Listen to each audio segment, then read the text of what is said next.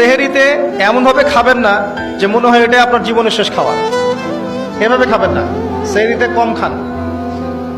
যত বেশি খাবেন তত বেশি আপনি অলস হয়ে যাবেন। মুসলিমদের উচিত নয় খুব বেশি ভরপেট খাওয়া। এবং এই সুন্নাতটা এখন কিতাবের মধ্যে আছে, আমাদের বডি এবং আমলের মধ্যে সুন্নাতটা খুব একটা নাই। যত বড় আশিকে রাসূল দেখবেন তত বড় ভুঁড়ি, এটাই বাস্তবতা। আমরা ভোগবিলাসী হয়ে গেছে আর কি। এটা আখিরুজ জামানের সাইন। নবী সাল্লাল্লাহু আলাইহি ওয়াসাল্লাম বলেছে শেষ জামানে এক শ্রেণী মানুষ আসবে যাদের উঁচু ভুঁড়ি থাকবে, ঠেস দিয়ে বসে থাকবে এবং আরাম প্রিয় হবে। হাদিসের পাতায় পাতায় এগুলো আছে। ইফতারেও কম খাবেন, ইফতারে সারাদিন রোজা রেখে বেশি খাবেন না।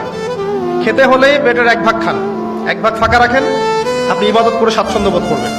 ইফতারে বেশি খেলে তারাবির নামাজ পড়তে পারবেন না। এবং তারাবি জামাতে পড়ার চেষ্টা করবেন, তারাবি সালাতে সুন্দর করে লম্বা করে পড়ার চেষ্টা করবেন, সময় লাগুক 1 ঘন্টা 2 ঘন্টা।